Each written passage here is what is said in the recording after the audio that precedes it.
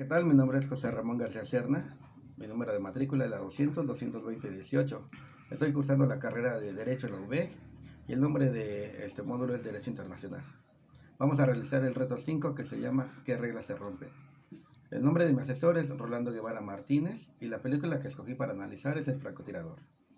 Pues bien, es una película protagonizada por el actor Bradley Cooper, que personifica a un francotirador del ejército norteamericano llamado Chris. La trama nos sitúa precisamente en un conflicto bélico entre el ejército de Irak contra el ejército de los Estados Unidos después del 11 de septiembre del evento de las Torres Gemelas. Este soldado, a través de la película, vive episodios muy crueles tanto que le dejan un daño emocional, que cuando regresa a su nación de forma definitiva, tiene que buscar un grupo de ayuda para irlo superando. Muchas veces, durante esta película, la vida de sus compañeros dependía totalmente de él.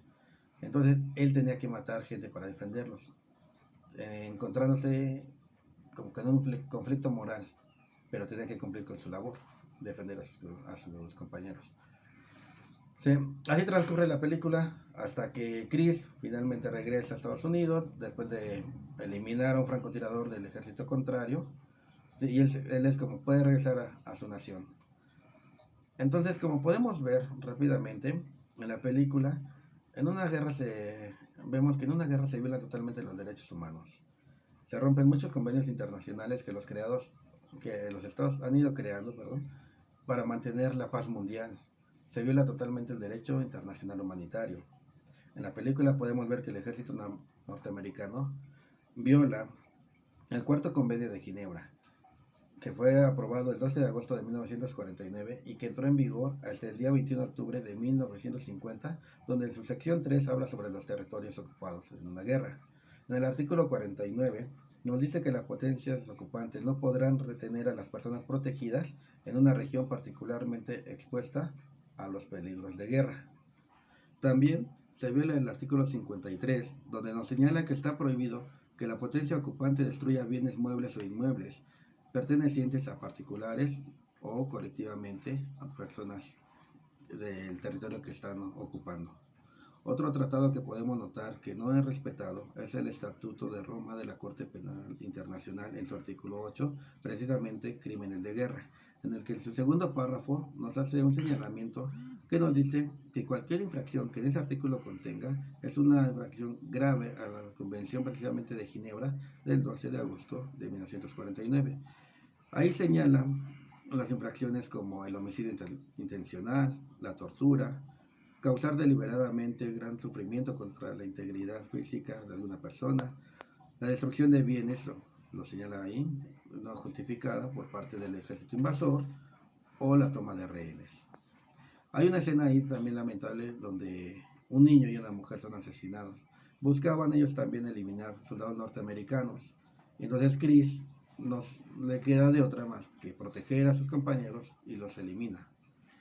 Entonces, en esa escena vemos la violación al artículo 38 de la Declaración de los Derechos del Niño, donde nos dice que los estados partes en una guerra le comprometen a respetar y velar porque se respeten las normas del derecho internacional humanitario que les sean aplicables en los conflictos armados y que sean pertenecientes a los niños.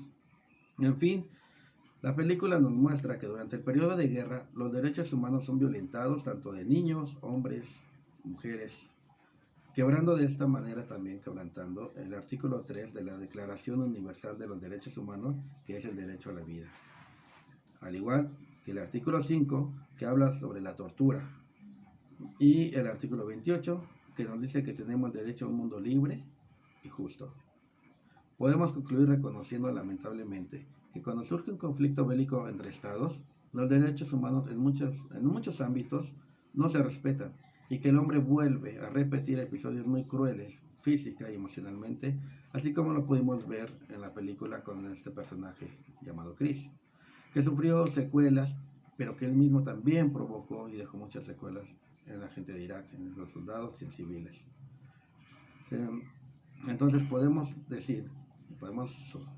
pensar que los organismos internacionales deben de velar por hacer cumplir precisamente el último artículo que mencionamos, el artículo 28, para que podamos tener un mundo más libre y justo. Toda persona tiene derecho a que se establezca un orden social e internacional en el que los derechos y libertades proclamadas en esta Declaración de los Derechos Humanos se hagan plenamente efectivas.